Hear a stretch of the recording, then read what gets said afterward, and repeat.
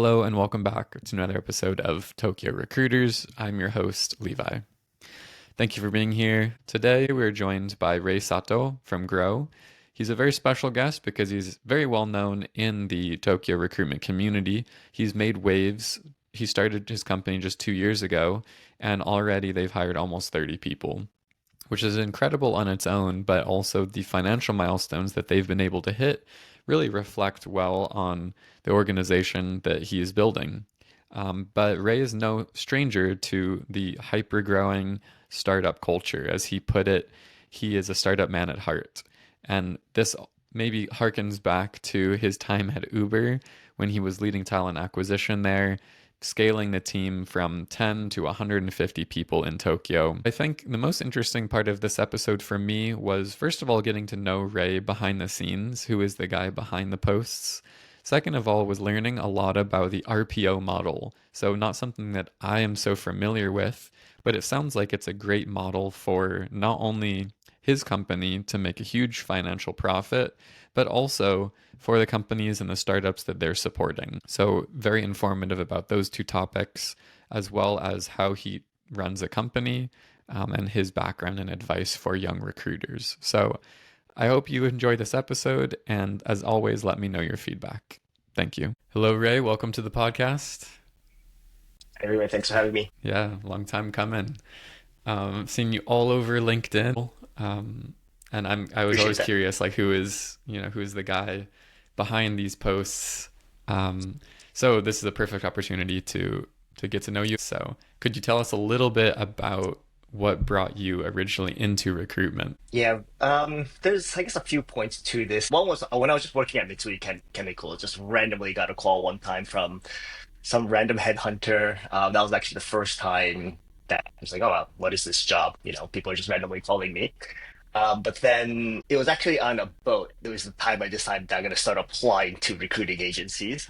Um, And this was, I just randomly saw this girl popping champagnes, and had just started thinking about, I'm like, man, I want to find a job. What is this? Who is this girl popping a bottle of champagne to celebrate a promotion? At that time, I was working at Mitsui Chemicals, and there's no salary increases. Promotions like 8 years, down the road kind of thing. And I see this girl, basically the same age, celebrating a promotion, looking like having the time of her life. So I basically just started chatting with her and found out that she was a recruiter at that time. And I guess that's really when I started seriously considering the recruiting agents, kind of recruiting position. I was always interested in HR as a concept. Never really knew what it was, but then obviously recruiting a little bit different from there. But yeah, that's how I really just started getting into it. That's when I started applying to basically all the big agencies. Frankly, ended up failing all of them except Michael Page, and they're the ones that Oh, took me, so I really? decided to join there. Yeah, Hey, I mean, that's a cool story. It wouldn't be as fun if you got accepted to all of them, right? yeah, for sure. But failing all Um, of them was, par for the course, right? That's what it's like, recruiting why there. did what did they tell you? Like, I mean, it shows that you were driven to keep going after getting the rejections, but what did you remember the feedback? Like why you couldn't join originally? None of them actually gave me any real feedback, Hmm. right? So, I mean, I'm totally fine to drop names, but like, Robert Walters, I had like five final interviews, and I think it was probably just some vibe thing that wasn't good. Hayes, I probably just bombed the cold call thing, the practice cold call. Hmm. East West, I don't even know. I think East West they probably wanted to treat me more of a candidate rather than a PRC or as a recruiter. So maybe that was just Hmm. some internal motive there. There weren't that many big agencies at that time. This was 12 years ago now. But um, yeah, at Michael Page, basically the girl that was popping bottles was at Michael Page. So I guess I had a Oh. good referral there as well. Yeah. Okay, interesting. Yeah, I don't think I've heard the being on a boat popping bottles story as anyone's origin to recruitment so far. So that's pretty interesting, kikake. Um, For sure. but I definitely see, myself in your story because I got rejected at every company that I applied to as well. I didn't apply Mhm. to that many, but in the end, it was just Shahani who took me. And then look, where we are now or where you are Yeah. now, leading, one of the fast growing recruitment companies in Tokyo. So yeah, Yeah, it looking just shows back, nobody really knows what they're doing, so it's all no good. one knows. Even a Yeah, recruiter doesn't know how to recruit yeah, for sure. well, right? So, I mean, I'm curious about, I guess, just this jumping around a little bit, but has this informed how you've made hires now? Has it changed how you are looking at the process? Or for my business specifically, or Yeah, yeah, like yeah, having faced those rejections in the past and knowing that maybe it's hard to predict who, you know, who's going to yeah, perform and who's not going to perform. Has it, yeah, for sure, for sure. I mean, yeah, as I said, like even recruiters, they don't really know what they're looking for. I guess the approach that I ultimately take is I just hire more experienced people with a proven hmm, track record and so on, and incentivize them to kind of just do what they do best. mm-hmm, At that time I was ultimately just a new, not a new grad, but dainishi sort, and I didn't have mm, like proper sales experience. Even though I was doing sales at Mitsui, yeah, it's different when you have like a massive name behind your back, and it's the doors just automatically open for you. Where obviously in recruiting it doesn't. mm-hmm, Um, gotcha. yeah, ultimately it's just like volume, right? The sad story is, you only really need one offer. You could go to 10, 20 processes, and sometimes statistics does its thing. Mm, Yeah, mm-hmm. probably the biggest learning. Okay. Yeah, thank you for sharing that. And then after joining Michael Page, how long did it take you until you were popping bottles too? Overall, I had a pretty good and lucky time at Michael Page. With that said, my first two offers were like they joined and then they backed out. So, just experienced the full recruiting life cycle and then the first two offers. Mm, But I joined the tech industry in 2014, and this was just a pure up and up trajectory. So, frankly, any recruiter that joined this industry at that time, I think they were going to have a pretty good time, regardless of mm. how good or bad you were. And what made you want to join? Because you eventually joined Uber and became internal Mm, talent acquisition. yep, I'm curious yep. what the shift was in terms of what you were looking for at that point. Yeah, that was just basically being opportunistic. Hmm. So ultimately, I'm a startup guy at heart, and I just like startups. Ultimately, like fast growth is it's just interesting to me. And when I was at Michael Page, originally I had the vision of like, oh, let's become the managing director of this, of this company in Japan. That would be cool. That would be a good career trajectory. I was probably on that course as well. Give me 10 years. I could have been there. Is kind of the gut sense. There was one time where I actually just chatted with the MD at that time, and like, what does your actual job look like? And I was like, oh, it's really just about improving communication across the team, and it just didn't sound like something I really wanted to do. But then Uber came along, right? Uber. One of my teammates actually was just about to join, and basically needed somebody a little bit more senior than him to kind of help launch the Japan recruiting team. And he had tapped my shoulder, so I'm like, oh, that's interesting. And the comp was pretty good. Uber treated recruiting as not like a back office role, but really like a front office, like we were building the organization. So the comp was quite good from what I understood compared to what I understood about internal recruiting. So why not make that jump? Um, and yeah, that's how that story started for sure. How did you like it once you got in there? I loved it. I loved it. Internal recruiting gets a bad rep, but it's there's a lot you learn. What I always say is, if recruiting is 1 to 10, agency recruiting's 3 to 5, 3 to 6. There's a lot more to recruiting before the agency gets the job. There's a lot more to recruiting after the offer letter is signed. Hmm. So that's just learning a lot more there. Uh, it was a difference between an old school British company to the fastest growing startup ever kind of thing. And, the way they Hmm. just approached everything was so different. We were just like, just get the job done. I don't even care. My boss had like 50 reports in a different country. So and he knew nothing about Japan. Um, it was just like, this is where we want to be. It's your job to kind of figure it out. So, my entire recruiting style changed, like basically all Zoom interviews. This was still 2018, so it was pre-COVID. I was meeting 8 to 15 candidates a day for literally Hmm. like a year straight. So just the volume that you're kind of doing is next level compared to agency. That was probably the one of the bigger learnings. The other is just like ownership, where they just gave me a high level goal, and just like, you are now the pro in Japan. You're not one of 300 recruiters in the organization. You are one of two. Building out a team of 300, going to 300 across a bunch of different disciplines. That was just the level of ownership there.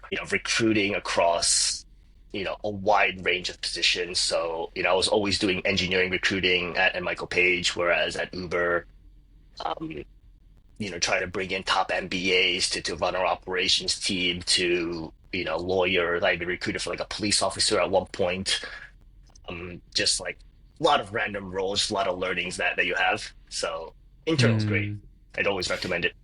Interesting. I mean, it sounds so different than what we imagine, I think, as an Mhm. agency recruiter coming, because you'd think that it's kind of not a step down, but like a step back to being a little bit more passive and Mhm.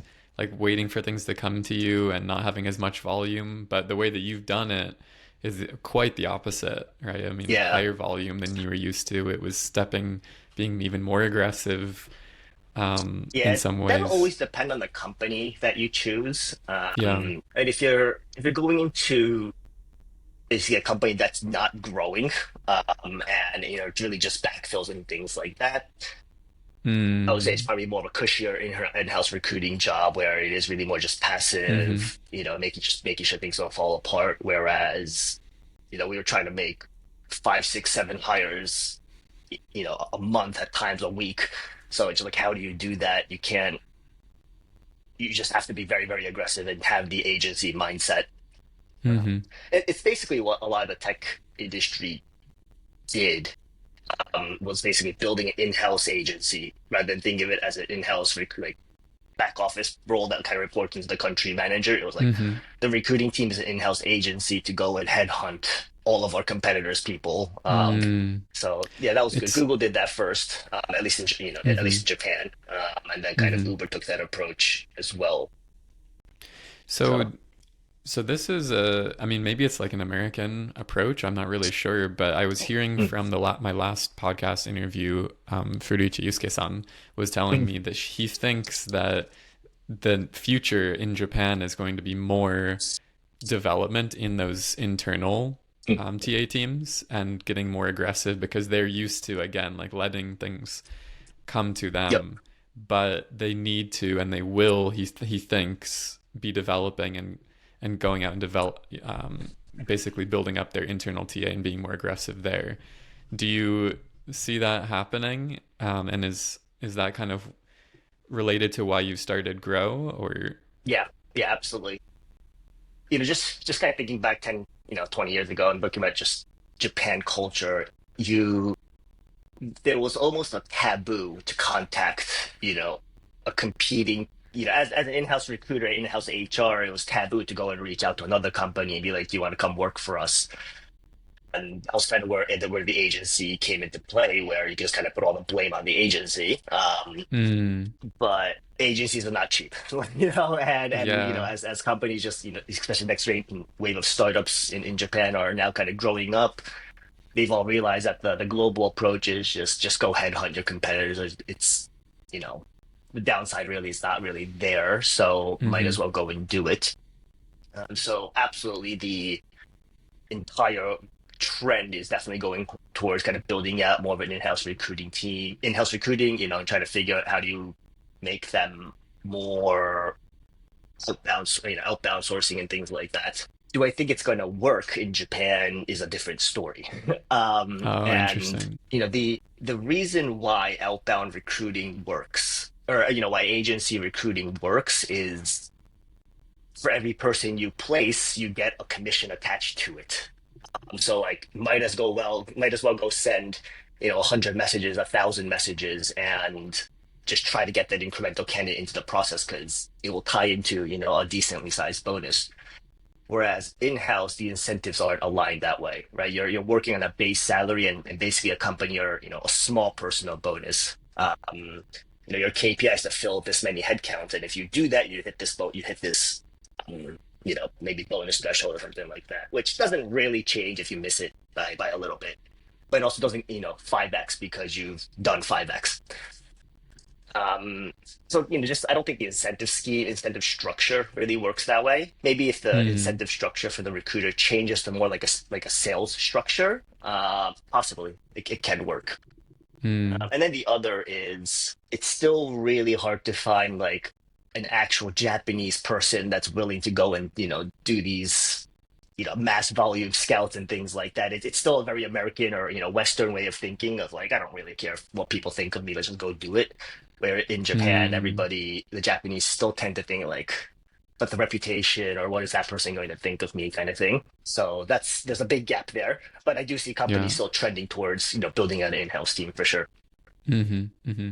I mean, that echoes my experience. I mean, I was working with big finance, like investment banks, and Mm, they were definitely putting more and more resources towards the internal team, yeah, which was annoying for us, but they were still not doing it as well as we were by far. yeah. So, we still had an edge.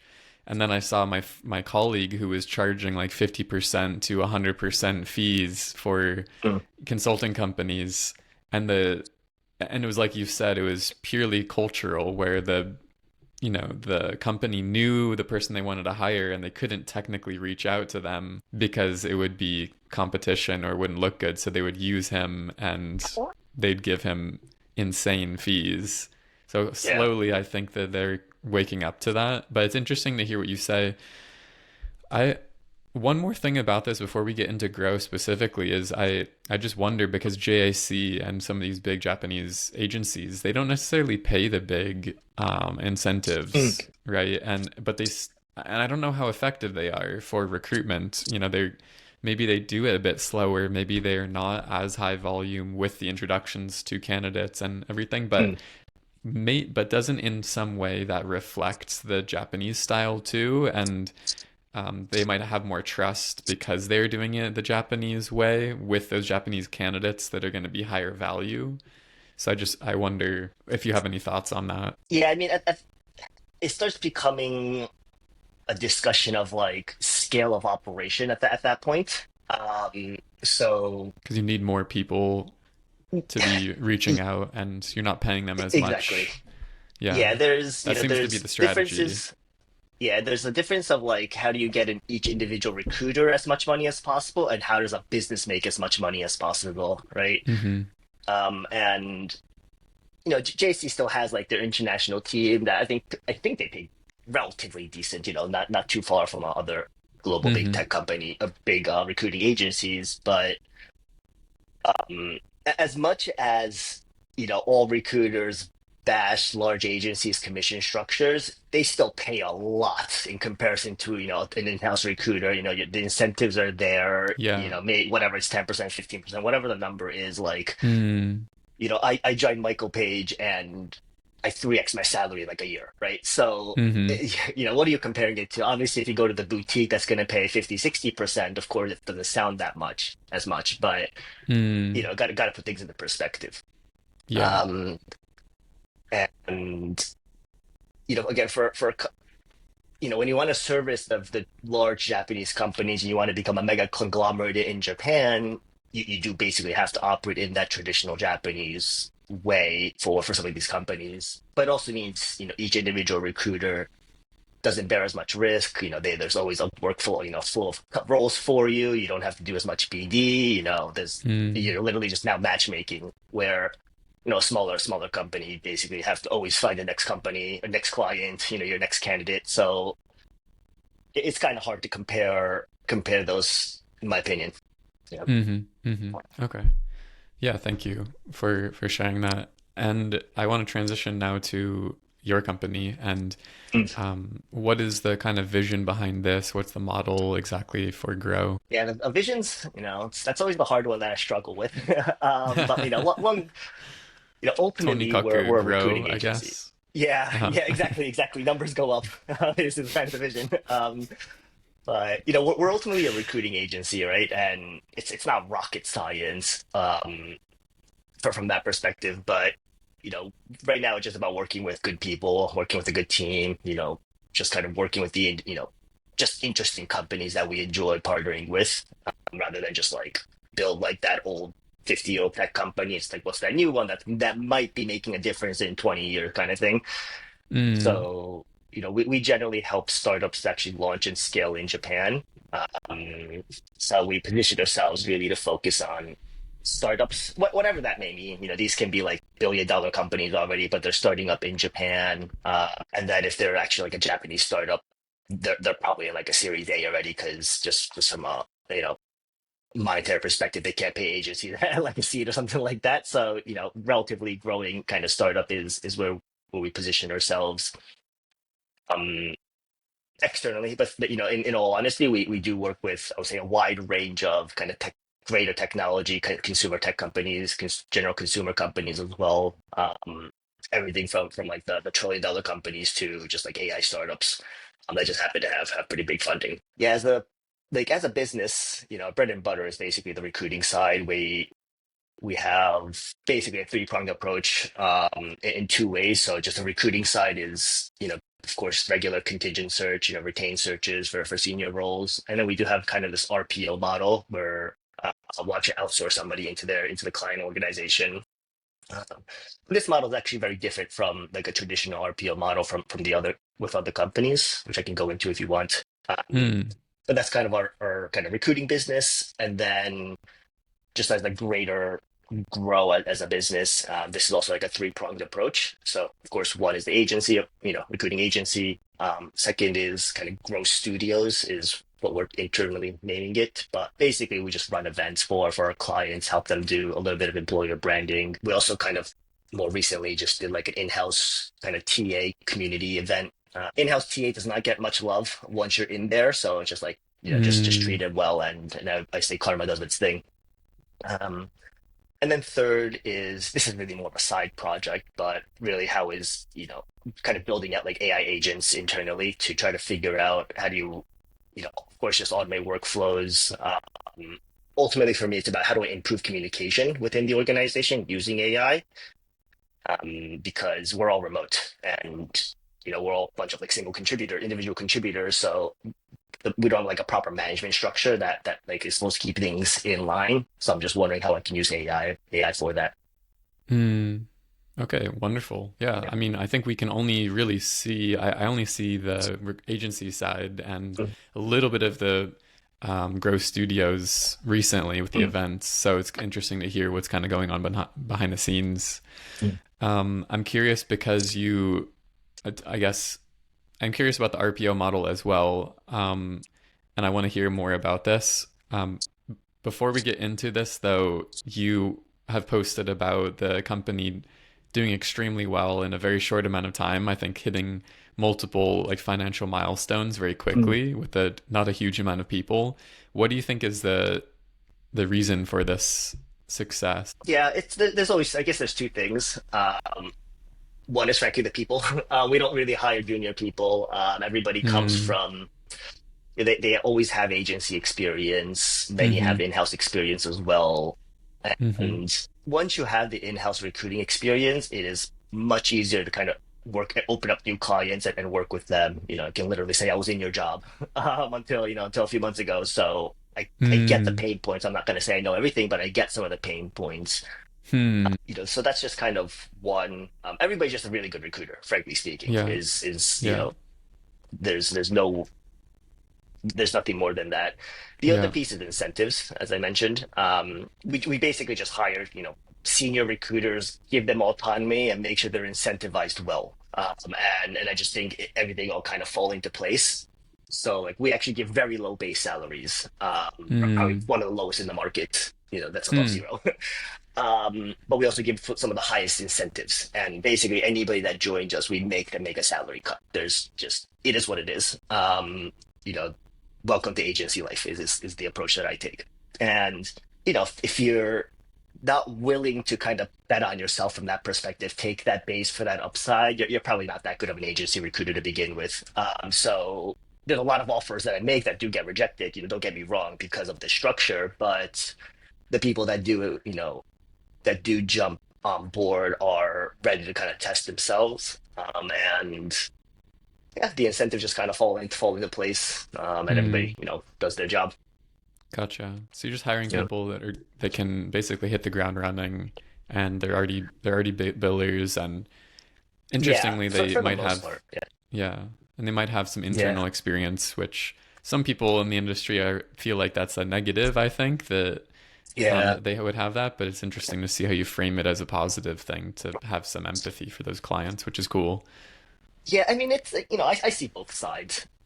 Mm-hmm. Um, for sure. I mean, there's definitely benefits of just hiring a pure agency person and just going, you know, without much thinking, just go. And then there's an Mm-hmm. aspect of recruiting that's very important. But having internal experience, it comes with its pros. So for example, one of the guys that worked with me, he was actually, he was ex Indeed, but he was there early days at Indeed, and he basically knows every engineer out there because Indeed has interviewed Mm-hmm. every engineer out there. Mm-hmm. So you know that opens up doors, Yeah. just knowledge and things like that. His Mm-hmm. Indeed had a pretty large internal recruiting team as well, so there's a lot of those connections. You can't really underestimate the level of connection somebody has as well. Gotcha. Yeah. Gotcha. Yeah, makes sense. And then RPO, there might be some people watching this that don't know what RPO Mm. is, and I'm not sure if I fully understand it. I think it's basically you would outsource someone from your team to go and work internally, basically Yep. for that company. And I'm not sure if they have, the logo as well, and they're Mm. reaching out. I don't know if they have an email address on behalf of, Uber or whatever company it is, or could Yeah. you, do you get a bonus like you would in recruitment as an agency? Do they give you the same percentage? Can you give us a little bit of Yeah. understanding about how Sure. you guys do it and what that means? Um, so yeah, I guess just to kind of define what RPO is, you're right on the dot. Where basically you outsource one of your employees, one of your teammates, into a client, and they are basically their in-house recruiter. They'll have all the tools as the same as in-house. And I mean, how they get treated, because they are ultimately a contractor on the client side, that depends on the company, but the good ones treat these people as their full-time employees. Hmm. So no real difference there. So, traditional RPO, this is what like the big Japanese recruiting companies like Recruit or, and again does this as well, is you can almost think of it as hucken, right? It's just like you outsource a recruiter. This is the amount of money they get paid on a monthly basis. We charge a client, whatever, 30, 40% more on that. And that's the margin the company takes. And that's the traditional RPO model. We don't do this model. I don't think it doesn't really work because of all the reasons I said earlier, where, now the There's moment no you're on a incentive. base salary, there's no Hmm. incentive to go and do the extra work. Um, so what you'll say is like RPO people they're quitting every 3 months and jumping into next RPO because they're not really succeeding, frankly speaking. Over the last few years, I would say it's changed a little bit where now there's a smaller incentive. If you every time you make a placement, you get Jumayen, new Jumayen, something like that, and there's some contract that the you know company and client have that try to makes up for that. So slightly more incentivized, but again, it's just not nearly. There's a digit off, you can say, compared to where you would be making at an agency. Um, and then basically the approach that we took is let's just take that more to the extreme now. Let me just go and hire a actual agency plus in-house recruiter. So maybe call high class RPO or whatever we want to call it, and we'll outsource them into the client. But it's still the same. All the incentives are still exactly the same as agency. So we do not Hmm. provide a low cost service by any means. If anything, like it's pretty expensive. But it works really well when growth for the company is more important than spend. And in Hmm. technology, that's actually pretty common, right? We'll burn tons of money to grow as quickly as possible. So if that just means we need to hire, use more agencies, it works. It also works in consulting where, if you're going to be paying 50, 100% fees to these agencies, might as well try to bring somebody in-house and, pay that person 35%. So it's just really about aligning those incentives. Hmm. But on the contrary, our guys, they don't really get much of a base, right? They're still on our super low base. So if they are not making placements, they're not really earning. Hmm. And I just always give them the out. Like if this client is not going to work out for you, nobody's happy, so you can leave whenever you want. There's no like forced to stay and things like that. And Hmm. So they can come back to your company and then maybe go yeah, join just do another contingent work RPO because or just do if contingent. yeah, if Gotcha. my team is not making placements, nobody's happy, right? Like the teams, they're Mm-hmm. not happy, the client's not happy, as a Mm-hmm. business, we're not happy. So it's just about how do we make sure that the placements are happening. Yeah. Um, Well, it's really brilliant because you're kind of taking out one side of the equation, like yeah, on the client side, right? So you already have the roles that they're going to be giving you. You have that runway that there's going to be more and more hiring because they're growing. You don't even have to do any BD. You just have to focus on the exactly. candidate side. Exactly. Do you work with then other agencies and that person is also managing other agents? And if so, like how Yeah. does that fee work? Yeah. So, I mean, this is where the negotiation concept comes in, right? And, there are times like our goal will be to go in and ultimately cut out all agencies and do everything ourselves, right? So there's been a Okay. use case where probably shouldn't share the company name. So the company, they were spending, $2 million on, on agencies already, and they weren't doing any inbound or they weren't doing any like in-house, Yeah. in-house recruiting. So we came in and we just basically proposed something that if everything works, you'll basically save like 40% of agency fees because we'll charge a slightly lower fee. But now the two guys we RPO'd into that business are making a boatload of money because they're basically splitting 200 150 million worth of revenue between the two. Um, Hmm. so that was kind of one model, and we just basically cut out all agencies and they did everything in house. So that one was, I would say, a really good success case. And then there are other times where they just want to continue using agencies to just kind of keep that top of funnel open. And in Mm-hmm. those cases, I always say like I don't want to do that, frankly speaking. It's just like there's the incentives don't align with our guys, like so I don't want to do that. But if you're gonna force us to do that, we're gonna charge 10% on top of it, management fee. So we'll do that. Hmm. Sometimes maybe we will charge a monthly fee of like $2,000 just to be like, fine, we'll do some of the grunt work that you don't really you have nobody else Hmm. to do, and things like that. And that's just where kind of the negotiation kind of comes in. Mm-hmm. But for us, our best model is really just like we'll basically even take like no monthly, but again, we just want all the in-house tools, all the having all the connections with the stakeholders and just operating as an in-house team, but still incentivized Mm. as an agency. Mm-hmm. Interesting. Yeah, I mean, you've really kind of shown me that. Well, I think it's beneficial for the client because they want to hire some. They would like to probably hire an internal TA, Mm. right? That is just going to be good and fill up all these roles like you were, right? But I think maybe it's a little bit risky for them to do this, and also they to turn it on and off if they don't want to Yeah, have the RPO anymore, like or they don't want to have that hiring anymore. They want to go into a different mode. So it really seems like a good offer for them as well. And you've changed my mind with the fact that it seems like it is really a sales role, internal TA with a high growth company, yeah, especially in a place like Japan where it's so competitive to get the talent. This is definitely a sales role. It's not a back office yeah. type of position, or you're going to be left behind. So, yeah, it's really interesting to hear this perspective Yeah, from you. if you treat it as a back office position, your agency usage is just really, really high. Hmm.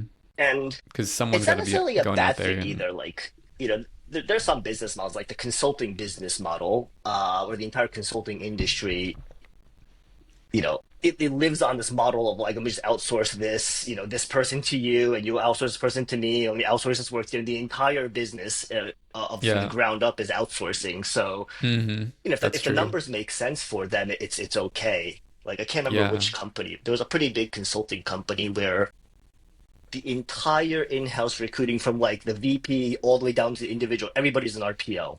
Hmm. And and they still use agencies, but they And just they're still crunch the using numbers of like, agencies. yeah, it just doesn't matter. You know, it's just like whatever, the numbers still work and we still make money, so it's okay. Right? Jesus. Yeah. Wow. Yeah, I mean, because the people that they're hiring are going to bring in millions of revenue, so they don't Yep. even care, right? It's Exactly. Exactly. doesn't matter to them. So, yeah, and super interesting stuff. I want to, as we're kind of wrapping up, I'd love to hear more on the personal side from you. I liked, Mm. you as a person.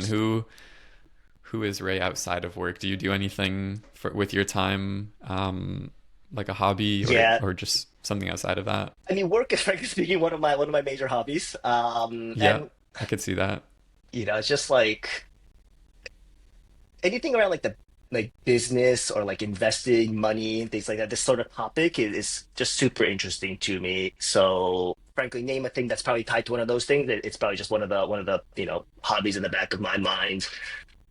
Thinking more outside of that, this is really more new, but like I just been recently be swimming more. I used to be a very competitive swimmer until college, Mm, and recently just signed up for a competition for like the first time in like 10 or 12 years. So just gotta kind of train for that. Um, nice. yeah, just basically been doing even since like Uber, just always been like just hustling. It's always been work. So after a while, I Mm-hmm. have to figure prioritize health a little bit. And yeah, Mm-hmm. recently been doing a lot more exercising and golf. Nice. I guess golf is something that I'm not very good at yet, but it's something that I just kind of have to practice to just live in the world of enterprise in Japan. Everybody does golf, so need to pick that up. I see. Yeah, it sounds like you're all in on the startups and in this world. So, I mean, it's no surprise that you're as successful as you are. Is there Yeah, anything else it's that fun. you want to share to the audience that's listening? The audience is basically mainly in like agency recruiters or kind of they want to become agency recruiters, right? I would say so, yeah. But for your podcast, I don't know who's going to tune in. It could be anyone. I mean, recruiting the long-term game is probably the biggest advice I have for everybody. Like, I have more fun recruiting now than I ever have, just because everything just kind of comes together as more time goes on. I think like 50% of recruiters don't make it past 6 months, Mm, and I only know a handful of recruiters that have made it past 10 years. So, mm-hmm. like, the longer you're in, the easier the game gets, frankly speaking. So just kind of just go with that grind, and things will come together over some time. Nice. Yeah, that's great advice. I was not one to stick around for 10 years either.